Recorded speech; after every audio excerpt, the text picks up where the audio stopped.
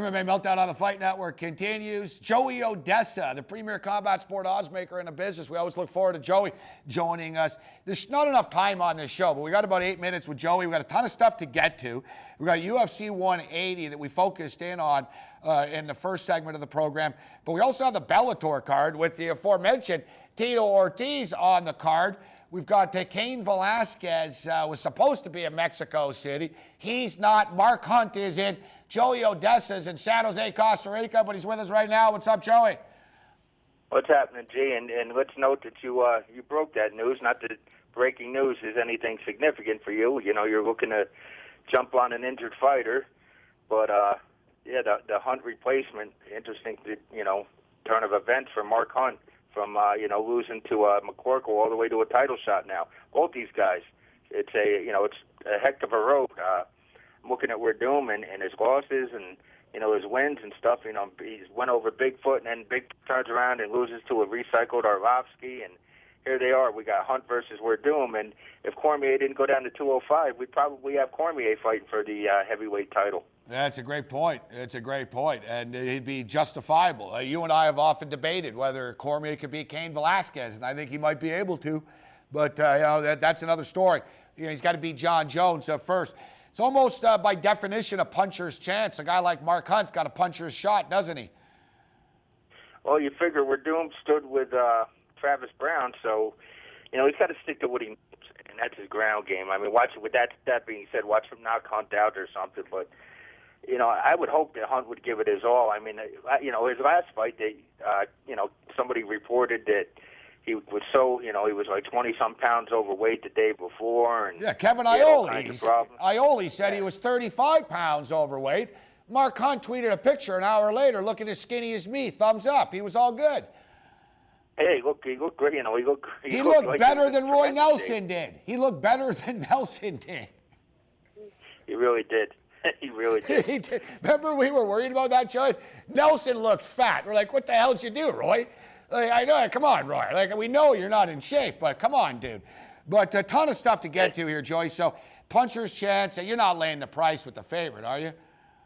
No, how can you? I mean, you don't know what kind of fight he's going to fight. I mean, if he's smart, he goes out there and he takes him down, he subs him. But, if he gets, start looking to be something he's not, which is a striker, he could very well get knocked out. Dennis Bermudez has won 7 fights in a row. Doesn't get any credit from the mainstream, basically. That fight against Matt Grice, one of the best fights I've ever seen. Bermudez is a tough-ass dude from your neck of the woods, actually, Joey. So you got a little bit of insight on this guy. This kid's tough, isn't he, man? He's just freaking tough. He's won 7 in a row. He really hasn't beaten top-tier guys. He did stop Clay Guida, which is relatively impressive. He beat Jim Hetz, Steven Siler. He's beaten some tough guys, but Lamas is a guy that's fought for the championship. This number surprised me a little bit. I am leaning with Bermudez in this fight, but the number surprised me, Joey. Yeah, and this one and the Gastelum fight. Yeah, they're both like 2-to-1 favorites. Yeah. Yeah, both are 2-to-1 favorites. Bermudez, he's from the Hudson Valley, New York, Section 9 wrestler. He's a grinder, man. He's a tough kid, and, he really wants it now. He's 7-0 since his loss going back to 2011 to Brandao. Lamas' only loss since the WEC was to Aldo. He beat that Diaz, and, the Aldo fight was before that. He's, 5-1 in the UFC since his loss to Aldo. I mean, 5-1 in the UFC overall. I got to lean to Bermudez with the wrestling. He's, Lamas isn't known for subs, and Bermudez has only been subbed. He's been subbed, 3 times in his 3 losses. And then that that co-main event, that Gastelum and Ellenberger, you don't know what Jake you're going to get, but that number surprised me a little bit. It went up. It opened near, close to a pick'em with Gastelum, and now he's up to minus. I've seen 260s out there, and I'm not rushing out to lay that against Jake. Joey, we've got the Bellator pay-per-view, and it's actually kind of intriguing. There's some interesting fights. Michael Chandler gets an opportunity to get the belt back, but this card is sort of all been about the Bonner, Tito Ortiz stuff, and I don't really understand it because, they came out with the dumb mask stuff, and, they got attention for it. They were trending on Twitter and all that. But then Tito came on this show, and he really wasn't over the top. It's like they've dialed it down now as the fight's approaching. Bonner did another interview, actually, on a show that I appear on often, on Off the Record, and Bonner mailed it in like he didn't say anything. He was sleeping through the interview. And now I'm hearing rumors, Joey, that Bonner's not even training and stuff, that he's half-assing it. What the hell's going on here? I don't know. I mean, you would think that Bonner would want to win this fight after all the, all the build-up and everything. But then again, he went down to Brazil and his last fight in 2012 with Anderson Silva. I mean, there's no shame in losing there, but he hasn't really been relevant.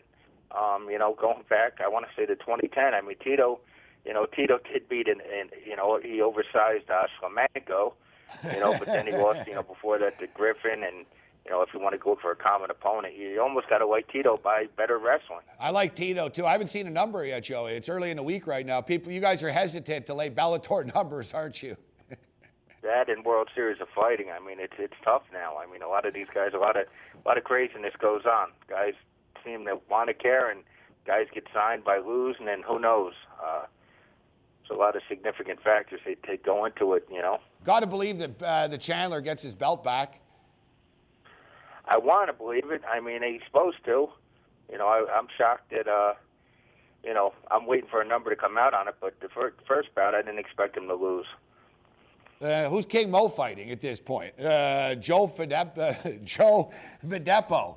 That's who he's fighting. Even King Mo, I saw King Mo on Twitter bitching about this. He's been crying. He's like, come on, guys. Like, he says, I'm going to have to switch divisions if you guys don't give me people to fight. Well, yeah, I mean, Videpo's got 3 wins in Bellator, but prior to that, he lost to Kendall Grove, lost a decision to Kendall Grove. So, I mean, King Mo's gonna win the fight. So, Joey, I promise no curveballs. Any picks for ONE FC? For which one? ONE FC.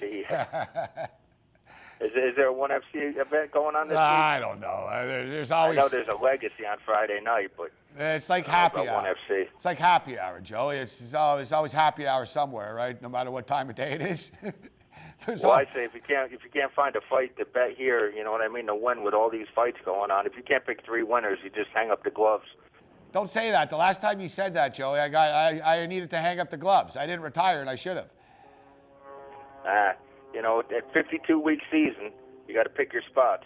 No, you're exactly right. You're exactly right. And congratulations, you tore it apart in Australia the other night. We only got about a minute left to get out of here, but no judges needed, man. Never seen that before, Joey, huh? Yeah, no, it was nice. I don't know what the size of the cage was or if it had any real bearing on the chain of events that took place, but those guys were fired up. It was a good event. Those small events sometimes turn out to be the better ones.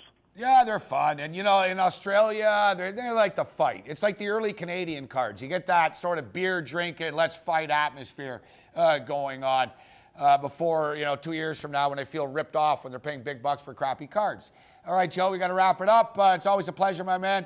There's Joey Oddessa with us. My pleasure. Have a good one. There's Joey Oddessa with us on Sirius XM every Tuesday night at 10 o'clock Eastern. We'll come back and wrap it up with our videos of the week.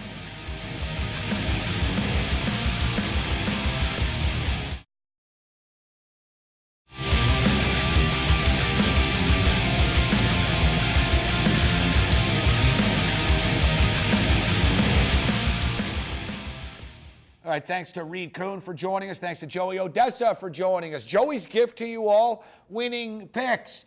Reed Kuhn's gift, Fightnomics, the book. We got a couple of copies left to give away. Fire me off a tweet at Sports Rage and tell me why you should get it. And for all you Tito Ortiz fans out there, we got some Tito punishment gear. Once again, thanks to Tito and thanks to JayT Tropix for hooking it up for us. Class act, and if you're ever in Toronto, JayT Tropix puts together big class acts, 5-star events with UFC fighters, big parties, and all that club scene. If you're into that sort of thing, all right, we got to wrap it up here.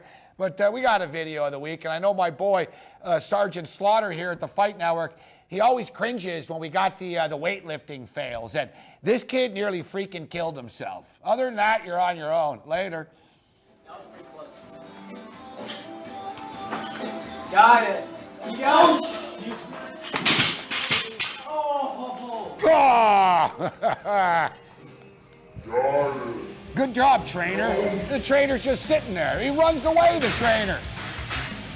You're supposed to spot him.